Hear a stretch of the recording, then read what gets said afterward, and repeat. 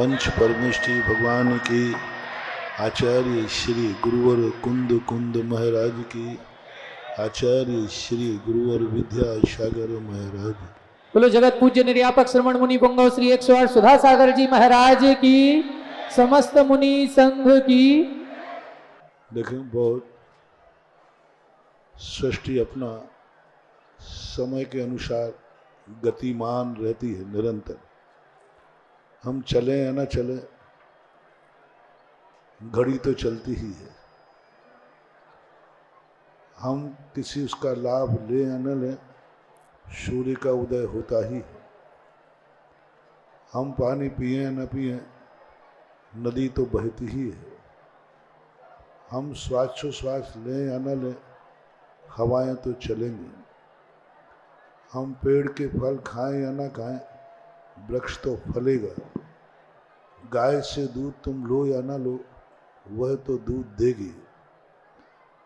सारी दुनिया का एक कुछ ऐसे नियत परिणमन है, जिन नियत परिणमनों के बीच में कुछ महान आत्माएं, कुछ जीवन का ऐसा कुछ कज गुजरती हैं जो कि एक इतिहास बन जाता है। जीते हैं सब लोग, जन्मते हैं सब लोग, मरते हैं सब लोग। ये कोई आश्चर्य की बात नहीं है। लेकिन जो जन्मने के बाद जयवंत हो जाते हैं और मरने के बाद भी जीवित हो जाते हैं, वे कुछ महान आत्माएं होती हैं। जिंदगी गुजारना नहीं है, जिंदगी निकालना नहीं है, जिंदगी जीना है। गुजारने को तो जिंदगी निकल जाती है, सुबह से शाम होता है, निकल रही है। हमारी जिंदगी गुजरे नहीं, हमारी जिंदगी हम जिए। एक एक दिन हमारा आह्लाद देने वाला हो। एक एक दिन में हम ऐसे रखें कि आज मेरा जीवन धन्य हो गया। हर दिन सुबह उठें तो ऐसा लगे कि आज हमारी रात में हम सुबह जिंदा हुए हैं। सुबह हम उठे हैं तो कुछ बहुत बड़ी उपलब्धि होने वाली है। एक धर्मात्मा का एक क्षण अनमोल होता है। एक धर्मात्मा का एक समय अनंत आनंददायी होता है। उसको एहसास होता है कि आज सुबह मैं उठ गया, मेरे से जरूर कोई महान कार्य होने वाला है। आज मेरी जिंदगी का बहुत बड़ा कार्य होने वाला है। यदि मैं पुण्यहीन होता तो रात में मैं जीवित नहीं रहता।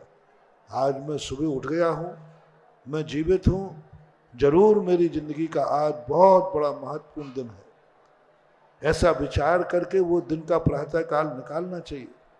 रोते हुए नहीं उठना, हंसते हुए उठना, अवभाग्य मान के उठना, अपने जीवन को जीना कि मैं जिंदा उठ गया हूँ।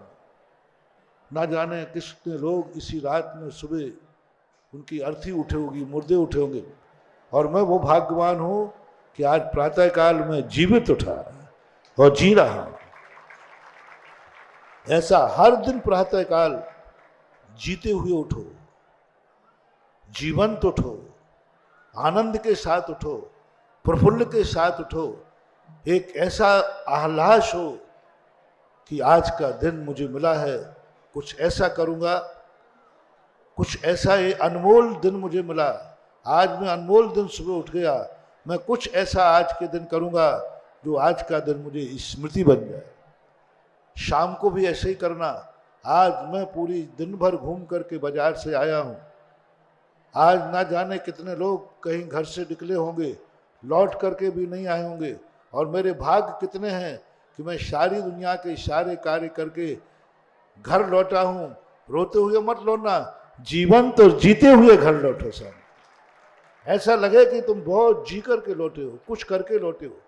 हर दिन जो ऐसा गुजारते हैं, इसी प्रकार से कई बार साल भर होता है, साल को भी ऐसे ही करना चाहिए। जब कोई नया साल दिवाली आती है, ऐसे जियो सुबह का उठा के मैं दिवाली को देख रहा हूँ। मेरी अगली दिवाली का आभार मानो कि अगली दिवाली जरूर मैंने इतने पावन ढंग से मनाई थी कि आज दोबारा दिवाली मनाने का हमें मौका मिल गया। और ये दिवाली भी मेरी आज जो बन रही है दिवाली, एक आनंद के साथ, हर्ष के साथ, प्रातःकाल जीते हुए जीना चाहिए।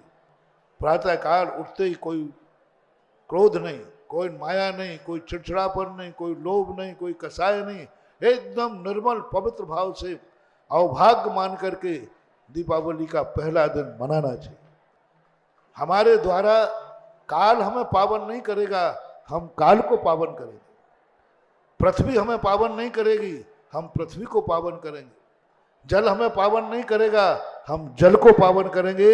ये धर्मात्मा की निशानी है। काल पावन नहीं करेगा हमें, हम काल के भरोसे नहीं है, काल को हम पावन करेंगे। देखो आज भगवान महावीर स्वामी ने ऐसी काली अमावस्या, जिसको सारी दुनिया अशुभ मानती है, सब दुनिया अवश्य मानती है, मजदूर भी उस दिन की कमाई नहीं खाता है, इतना अशुभ होती है, लेकिन महावीर स्वामी ने अपने जीवन को ऐसे जिया, आज के दिन ऐसे जिया कि सारी अमावस्याओं में दीपावली की अमावस्या पावन और पवित्र हो गई। अमावस्या के दिन नया साल शुरू होता है, नई उमंग चालू होती है। एक आत्मा ने अपने जीवन को इतना पवित्र किया कि काली अमावस्या भी पावन हो गई, काल को पावन कर दिया इन्होंने। काल के दिन, कौन ऐसे दिन के दिन अपना मुहूर्त साधता है, लेकिन महावीर ने ऐसी पावनता थी कि काली अमावस्या को भी पावन होना पड़ा। ये माटी, ये क्षेत्र सारे पड़े रहते हैं, लेकिन वे महान आत्माएं जिस क्षेत्र से निर्माण प्राप्त करती हैं, वे पहाड़ भी इतने पावन हो जाते हैं कि लाखों साल तक पूजनीय बनते हैं। आप लोगों को भी अपना जीवन ऐसा पावन और पवित्र करना है। प्रतिदिन इतने उमंग के साथ जियो। जीना है, सब कमाओगे, खाओगे, सब छोड़ के जाओगे, लेकिन कुछ जीवन में ऐसा करके जाओ जो मरने के बाद भी तुम जीवित रह सको, मरने के बाद भी तुम्हारी जीवंतता रह सके। आज अभी अंकित बाबू की चर्चा आई थी, कितना बड़ा काम किया, ललितपुर से चले गए, भाई बंधु हैं इनके पिताजी, लेकिन आज अभिनंदन तीर्थ क्षेत्र का मूल मंदिर बना करके इन्होंने अपने जीवन को अमर कर दिया। बहुत कमाएंगे, करोड़ों कमाएंगे, लाखों कमाएंगे, आएगा धन, आता है चला जाता है, लेकिन एक ऐसी अमरता। रामदास जी परिवार से जब यहाँ पर आए थे, मूर्ति, हीरा मोती तो प्रसिद्ध थे ही अपने। एक ऐसा इतिहास उस समय रचा कि आज मूल नायक भगवान बड़े बाबा उस परिवार ने बैठा ले। हीरा मोती परिवार ने, हीरा परिवार ने अभी कितना बड़ा कार्य अभिनंदन नाथ भगवान को विराजमान करने का किया। अभी एक ऐसा परिवार जिसको कहने में कोई डर नहीं, कामरा परिवार, जिन्होंने एक ऐसा विशाल कार्य किया, विश्व का पहला कार्य किया। विश्व का कमाए होंगे उनके बाप दादों ने, वे भी छोकरे खूब कमाएंगे, खूब कमाने में माहिर हैं छोकरे सब, लेकिन कमा करके गमाने का जो शुभ तरीका इतिहास बनाया इस चतुर्मास के अंदर, विश्व का पहला रिकॉर्ड है। जो ऐसा जिनालय, ऐसे जिनबिंब, रजतमय जिनबिंब बैठेंगे, सारा विश्व का गिनीज बुक इस चतुर्मास ललितपुर के कितने गिनीज बुक में नाम लिखाओगे, हर दिन गिनीज बुक होने वाली है, हर दिन होने वाली है। अभी कोई ये मत समझना कि गिनीज बुक आखिरी है, अभी तो ये शुरुआत है। वो जिनालय जब बनेगा रजतमय, उस समय भी गिनीज बुक होगा, और फिर क्या क्या होना है ये तो सब झांकी है, अभी पता नहीं क्या क्या बाकी है। तो ऐसी स्थिति के इतिहास बनते हैं। कमाते सब कमाएंगे, कुछ नहीं बंधुओं, जितना कर लो उतना तुम्हारा है। आगे पता नहीं क्या, कौन सा वंश में कौन छोरा बेसुई निकल जाए, कोई जुआड़ी निकल जाए, कोई कड़वाड़ी निकल जाए, कोई गनेड़ा भंगाड़ा निकल जाए, तुम्हारी पसीने की कमाई वो धूल में मिला दे। तुम्हारी पसीने की कमाई है, तुम्हारी पवित्र कमाई है, तुमने मेहनत करके कमाई है, और एक व्यक्ति घर में गड़बड़ निकल जाए, वो एक दिन में सागे फड़ में लगा देता। एक रात में इंद्रप्रस्थ दाव पर लग करके वनवासी हो गए थे। एक छोटी सी अपवित्रता, एक छोटा सा व्यसन इंद्रप्रस्थ को भी वनवासी बना दिया। आज तक, और इतने एक छोटी सी बुराई ने, आज तक किसी अच्छाई ने किसी को वनवासी नहीं बनाया, और बनाया है तो मुनि बनकर के वनवासी बनाया है, कंगाल बनकर के नहीं। आज तक कोई व्यक्ति जिन्होंने अच्छे काम किए, ललितपुर के अंदर जो स्थितियां बनी, ना जाने कितने लोग दिवालिया होते हैं, बर्बाद हो जाते हैं। जब से हम ललितपुर आए हैं 91 से तो मैं देख रहा हूं, आज तक अच्छे कार्यों में धन लगाने वाला कौन बर्बाद हुआ है? अच्छा व्यक्ति। इसलिए हमेशा यह विचार करना चाहिए कि अपनी जिंदगी में जितना अच्छा कार्य हो जाए वो ही तुम्हारे साथ जाने वाला है। तुम्हारी कमाई कितनी बच्चों को छोड़ जाना, ये तुम्हारा गुणानुवाद करने वाले नहीं है। और यदि कुसंस्कार आ गया तो तुम्हारे जाने के बाद सब फड़ पर लगा देंगे, सब दुनिया के पापों में उड़ा देंगे। इसलिए हर व्यक्ति को अपने जीवन को जीवंत बनाना है, धन को मृत नहीं, धन को जीवंत बनाना है। धन कमाना है, कमाओ, रात दिन कमाओ, लेकिन कमाए हुए धन से ऐसा इतिहास रचो कि आने वाले लोग उसको अमरता का रूप माने। धन को जीवित करो, धन को मरो मत, मारो मत, धन को जीवित करो कि धन जाने के बाद कुछ ऐसी निशानी छोड़ जाए जो आने वाली पीढ़ी दर पीढ़ी भी याद करे कि कोई व्यक्ति कमाए करने वाला था, कोई इस नगर में कोई शेर था, कोई कमाने वाला था।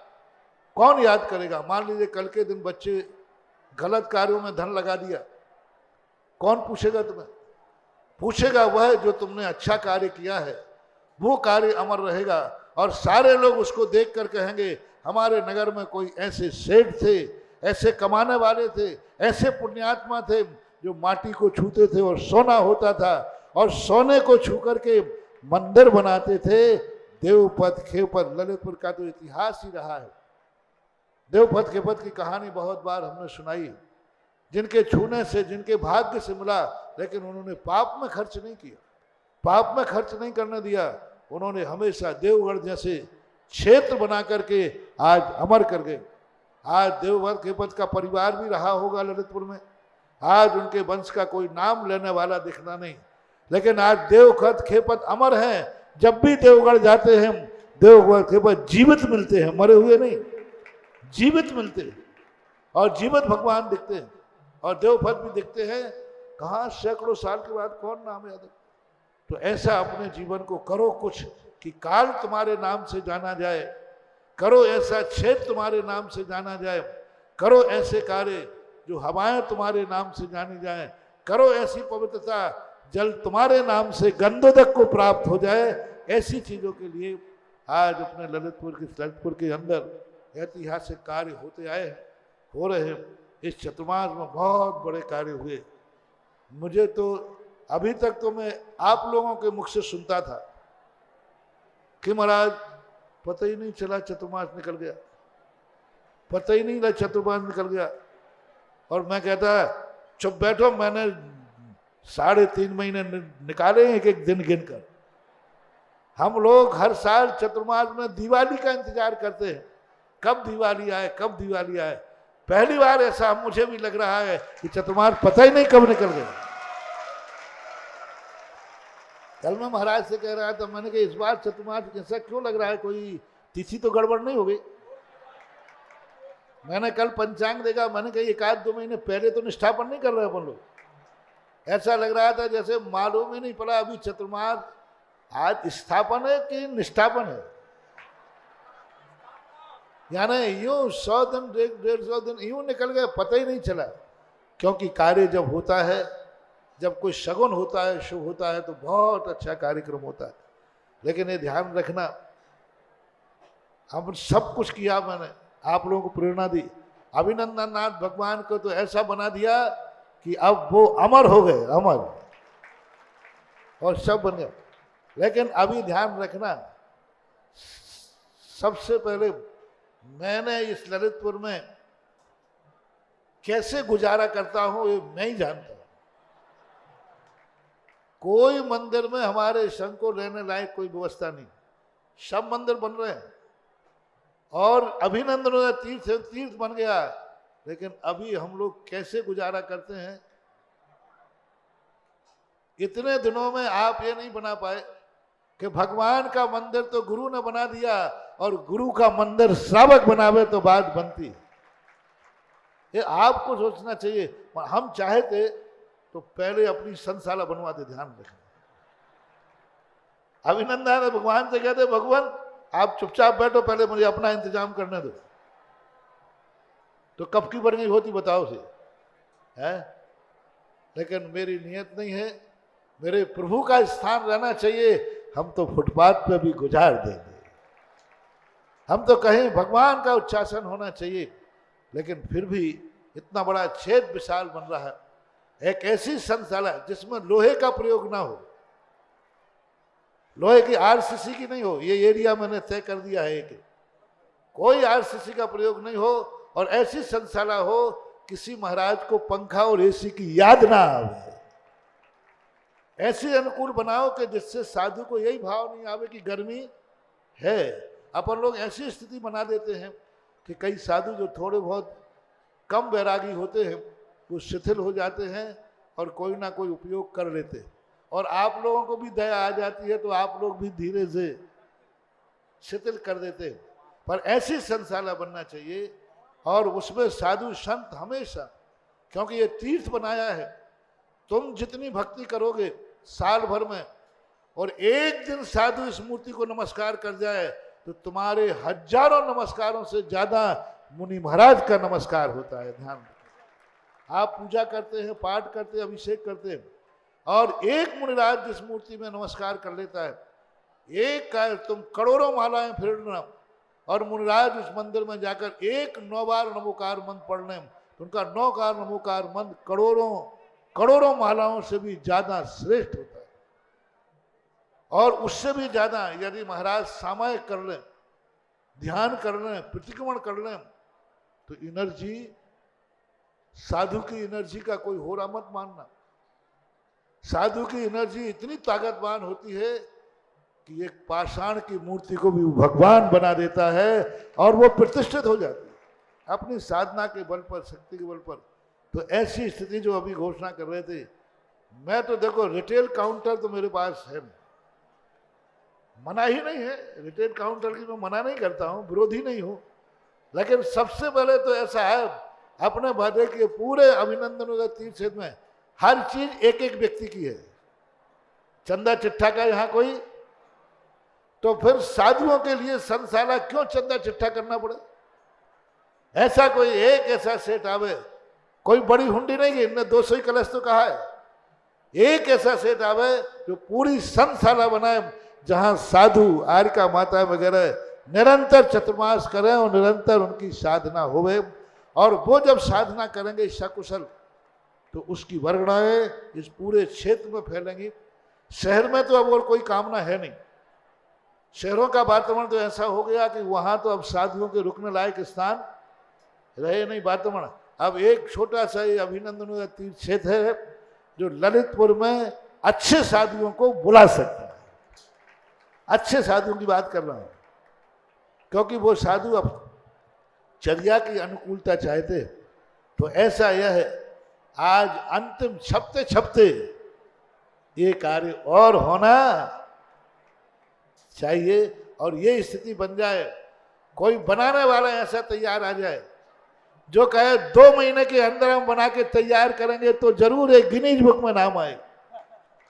कोटा का जो मंदिर बना ना दादावाड़ी नसिया का, 2 महीने के अंदर पूरा मंदिर बना करके और गिनीज बुक में नाम लाया गया था। हुकम काका, अजय बाकलीवाल और भी 10-15 लोग थे, इन लोगों ने मिलकर के 2 महीने के अंदर मंदिर को बनाकर प्रतिष्ठा की, गिनीज बुक में नाम आया। कभी आज तक संभव नहीं है कि 3 मंजिल 3 फ्लेक्स मंदिर बन जाए, लेकिन कर्मठता हो तो सब संभव है। हालांकि ललितपुर धीमी गति का समाचार है, बहुत धीमी गति का, मेरी स्पीड से चलने वाले लोग कम है, लेकिन पता नहीं कोई आ जाए और ये बीड़ा उठाए कि हम 2 महीने के अंदर ये संशाला ऐसी बना के देंगे कि लोग देखते रह जाएंगे। तो कोई बात नहीं, वो तो समय की कीमत है अपने आप जो हो, लेकिन ऐसी स्थिति के लिए यह चतुर्मास बहुत बड़ी स्थितियों के लिए सब लोगों ने, सबसे बड़ी चीज होती है फर्स्ट इंप्रेशन इज लास्ट। पहले दिन का आपने प्रवेश कराया, प्रवेश ही गिनीज बुक में आ गया तो समापन पे तो आना ही था, ये नीति खत्म थोड़ी रहती। और सबसे बड़ा होता है सगुन। एक मंगल कलश बैठाने की बात थी, बड़ा मंगल कलश, और दो दो मंगल कलश एक साथ बैठे। वो दोनों परिवारों ने जो मंगल कलश, उस मंगल कलश की वर्णनाएं हैं जो इस चतुर्मास को इतना अतिशयकारी बनाया कि मुझे ही पता नहीं चल रहा है कि मैं चतुर्मास आज समापन कर रहा। दोनों परिवार आशीर्वाद के पात्र हैं, अनिल अंचल परिवार और राजेंद्र धनवारा लल्लू प्रबंधक अभिनंदनोदय तीर्थ से। इन दोनों ने एक बहुत बड़ा कार्य किया और इस चतुर्मास का सारा मंगल उस मंगल कलश को जाता है। ध्वजारोहण किया गया लकी परिवार में, लगे ध्वजा का एक बहुत बड़ा महत्व। और जो रास्ते से कहता आ रहा है कुछ भी हो जाए ध्वजा तो मैं ही लूंगा, ध्वजा भी अखंड दीप भी, ये सब आज कहा जाता है कि कितनी पवित्रता से बैठे, कितनी पवित्रता से बैठे हैं चतुर्मास। आज निष्ठापन के दिन ये निर्णय किया जाता है, किंचित मात्र भी विघ्न नहीं आए। और शिविर आजकल 25 शिविर लगा चुके। पहला शिविर है जो शिविर गिनीज बुक में नाम दर्ज कराया। लगाने वाले की कितनी पवित्र भावना से उसने धन खर्च किया। मुझे भी एक बार दया आई, उसकी सामर्थ्य नहीं थी इतनी, ऐसा बताया था, आधे आधे की थी, है ना। और लेकिन जब शिविर की बात आई तो अजित बाबू है प्रबंधक विक्की, क्या इनकी भावना थी। महाराज हम तो, हमारे ललितपुर में चतुर्मास हो रहा है, हम बिक जाएं तो बिक जाएगा मकान, लेकिन शिविर कुछ भी हो हम लगाए। और पूरी सबको मालूम है ताकत से कई गुना जाकर के समर्पण किया। इसके उस समर्पण का परिणाम है, शक्ति नहीं होते हुए भी इतना का बड़ा शिविर लगाने का भाव, उस श्रद्धा समर्पण का भाव है कि आज शिविर गिनीज बुक में आ गया। और सफलता का श्रेय जाता है वो दोनों बच्चों के लिए, अविनाश और राजवीर की। इन दोनों ने जो मेहनत की, भले ये छोटे थे, समाज में किसी पदों पर नहीं रहते, किसी मंदिर में नहीं रहते, लेकिन फिर भी शिविर के अंदर जो उन्होंने तन्मय से काम किया, आज उसका परिणाम दिवाली के दिन गिनीज बुक की घोषणा होना बहुत बड़ी थी। पूरे सब लोग यहाँ पंचायत कमेटी का तो भाग्य देखो क्या है, जिन्होंने अभिनंदन क्षेत्र का शुरुआत की थी, आज वह कलश भी वही पंचायत रख रही है। एक ही पंचायत में कहते ना, जो आम लगाता है वो खा नहीं पाता, लेकिन ललितपुर की पंचायत वो है, आम लगाए भी है, खा भी रहे हैं और छाया भी। सब पंकज प्रबंधक भी उस समय भी था, अभी भी है, दोनों प्रबंधक थे ना। हाँ, ये प्रबंधक भी, हाँ, नहीं तो पंचायती चुनाव में क्या भरोसा कब किसको। तो ये सबके भाग्य रहते हैं और पूरी ललितपुर की जनता पूरा उत्साह है, बहुत उत्साह है। अब ऐसी स्थिति में लेकर सबके लिए बहुत बहुत आशीर्वाद। और अब जो कलश आदि सबके लिए हैं जिन्होंने, और मंगल कलश 500 मंगल कलश कोई साधारण चीज है क्या? अभी तक 450 मंगल कलश का रिकॉर्ड था सुदर्शनोदय तीर्थ क्षेत्र आमा राजस्थान का, और ललितपुर का अभिनंदनोदय तीर्थ क्षेत्र का है 500 कलश से ऊपर पहुंच गए। और आज 108 शांति धारा लोगों ने कर करके एक साथ 108 शांति धारा आज प्रातः काल हुई। ये सब शुभ शकुन है, मंगल संकेत हैं। इन संकेतों के साथ अब जब चतुर्मास इतना हुआ है अच्छा, तो चतुर्मास का फल भी तुम्हें बहुत अच्छा मिलेगा, क्योंकि अपना निष्ठापन भी कार्य करना है। इसलिए सबको बहुत, हमारा स्वाध्याय भी, हमारे संघ की साधना भी, हमारा पूरा संघ बहुत प्रसन्न है, बहुत आह्लादित है, और सबकी साधना स्वाध्याय बहुत अच्छे हुए हैं। इसलिए इन सब अच्छाइयों के साथ साथ बस अब एक काम वो अपन को करना है, जिससे कि ऐसा लगे कि साधु संत आए तो बाद में वो मुझे कोसे नहीं कि आपने भगवान का तो बनाया, और सारे महाराज लोग हमें और किसी महाराज से कोसे या नहीं कोसे, हमें जरूर उल्हाए ना देते हैं। महाराज आपके क्षेत्र में गया था, आपने सब कुछ ठीक किया, लेकिन साधुओं का कोई नहीं सोचा। तो मैंने कहा भैया ये तो भक्त सोचे, मैं क्यों सोचूं? तो ऐसी स्थिति को लेकर के आज अपन सारे शुरुआत करते हैं।